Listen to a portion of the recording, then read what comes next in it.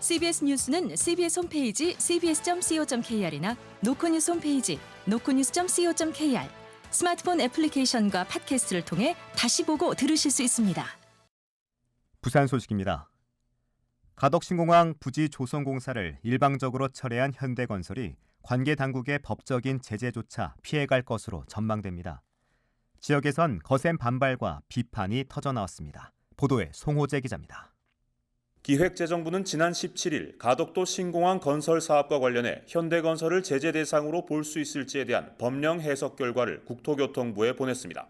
기재부는 현대건설이 계약을 앞두고 조건을 협의하다가 사업을 포기한 만큼 반드시 계약을 체결할 의무가 있었던 것은 아니라며 제재 대상으로 삼기 어렵다는 결론을 내렸습니다. 예비계약도 체결하지 않아 낙찰자로 보기 어렵고 많은 비용을 투입해 기본 설계까지 진행했기 때문에 고의로 계약을 거절한 것은 아니라고 기재부는 덧붙였습니다. 다만 지금까지 나온 기본적인 사실관계만 따졌다며 개별 사안을 종합적으로 고려할 필요는 있다고 여지를 남겼습니다. 현대건설은 지난해 10월 가덕도 신공항 부지조성공사 우선 협상자로 선정됐지만 계약 조건인 84개월 공사보다 2년이나 긴 108개월을 고집하다가 결국 지난 5월 사업에서 일방적으로 발을 뺐습니다.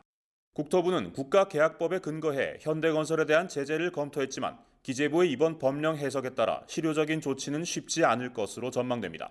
지역에서는 사업자가 입에 맞지 않으면 쉽게 사업을 철회하는 나쁜 선례를 남기게 됐다며 거센 반발이 터져나왔습니다. 가덕도 허브공항 시민추진단 관계자입니다. 수의 계약이잖아요. 어찌 보면 혜택을 준 거 아닙니까? 시간을 끌다가 건설사들 입맛대로 안 되면 손 털고 나가면 되네요. 이렇게 선례를 기획재정부가 남기면 안 되는 거예요. 기업의 일방적인 의사결정으로 대형 국책사업과 지역 발전에 막대한 악영향을 미친 만큼 재발 방지를 위해서라도 강도 높은 대책이 필요하다는 지적입니다. CBS 뉴스 송호재입니다.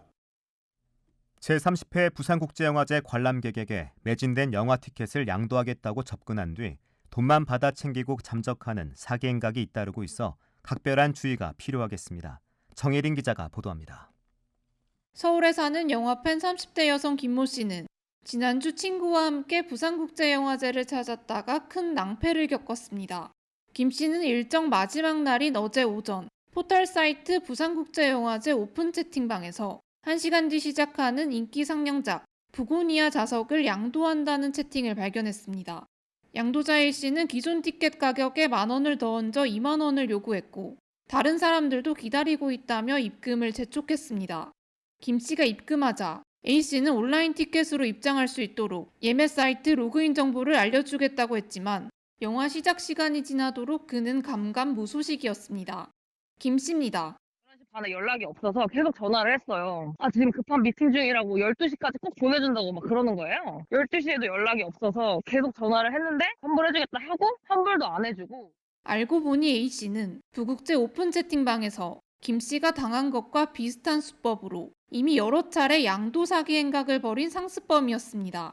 부산 해운대경찰서 역시 개막식 날인 지난 17일 부산국제영화제 티켓 사기를 당했다는 신고를 접수받고 현재 수사를 진행하고 있습니다. 판매자 A씨는 비프와 관람객의 특성을 잘 알고 사기 행각을 벌인 것으로 보입니다. 비프는 해마다 전 세계 영화 마니아들이 찾아 인기작은 좌석을 구하기 매우 어렵고 이 때문에 영화팬들은 표를 양도하거나 서로 맞교환하는 일이 적지 않습니다.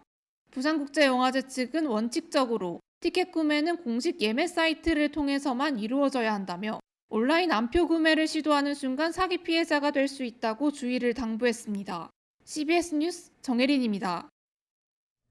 어제 저녁 부산 북항친수공원에서 열린 부산 월드드론 페스티벌이 행사 지연과 갑작스런 중단으로 관객 불만이 쏟아졌습니다. 어제 저녁 8시 반 시작될 예정이었던 부산 월드드론 페스티벌 본 행사는 30분 늦게 시작했고 두 번째 순서인 중국의 드론쇼 진행 중 갑작스럽게 무대가 중단된 뒤 그대로 행사가 종료됐습니다.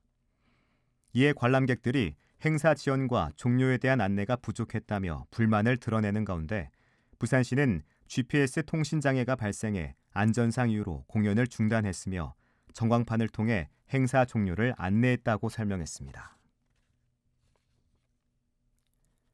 원자력안전위원회는 오는 25일 열리는 제222회 회의에 고리원전 2호기 계속운전 안건을 상정해 승인 여부를 결정할 예정입니다. 이번 회의에서 원안위가 계속운전을 승인하면 한국수력원자력은 즉시 재가동 준비 절차에 착수할 수 있습니다. 우리나라 두 번째 원전인 고리 2호기는 40년간 가동한 뒤 지난 2023년 4월 8일 운영 허가 만료로 발전을 멈췄으나 윤석열 정부가 기존 탈원전 정책을 폐기하면서 한수원이 원안위의 계속 운전을 허가해달라고 신청한 상태입니다. 오늘 아침 6시 5분쯤 해운대구 재송동의 한 교차로에서 20대의 씨가 몰던 SUV 차량이 편의점으로 돌진했습니다. 이 사고로 A씨와 편의점 종업원 40대 여성 B씨가 경상을 입고 병원으로 옮겨졌습니다. 경찰은 A씨의 졸음 운전으로 인해 사고가 난 것으로 보고 정확한 사고 경위를 조사하고 있습니다. 부산시는 오늘 오전 시청 회의실에서 인구 변화 대응 회의를 열고 두자녀 가정 지원 혜택을 논의했습니다. 시는 현재 3자녀 이상 가정에만 주어지는 광안대교 통행료 감면 혜택을 앞으로는 두자녀 가정에도 50% 할인할 예정입니다. 또 두자녀 가정에 낙동강 생태공원 오토캠핑장과 자전거 대여료 그리고 육아 종합지원센터 연회비 할인 등도 적용하기로 했습니다. 시간제 돌봄 전담사의 근무 형태 전환을 두고 부산시 교육청과 학교 비정규직 노조가 갈등을 빚으면서 노조가 부산시 교육청 점거 농성에 들어갔습니다. 전국 학교 비정규직 노동조합 부산 지부는 지난 19일 학비노조 조합원 2명이 부산시 교육청 2층 교육감 접견실에 들어가 점거 농성을 시작했다고 밝혔습니다. 이번 농성은 부산시 교육청이 돌봄 전담사의 근무 시간을 8시간 전일제로 늘리는 과정에서 업무 분장에 따른 불만 때문인 것으로 알려졌는데 부산시 교육청은 그동안 11차례나 협의를 하고도 노조가 입장을 번복하고 있다며 대책을 마련하겠다고 밝혔습니다. 촬영이 금지되어 있는 김해국제공항에서 여객기가 이착륙하는 모습을 촬영하는 사람이 늘자 경찰이 주의를 당부하고 나섰습니다. 끝으로 날씨입니다. 부산은 오늘 구름 많겠고 내일은 대체로 흐리겠습니다. 내일 최저기온은 21도, 낮 최고기온은 27도로 예상됩니다. 부산의 지금 기온은 23.5도, 습도는 55%입니다.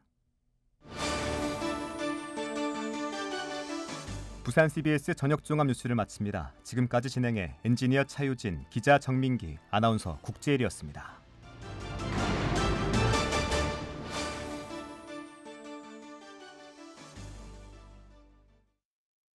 CBS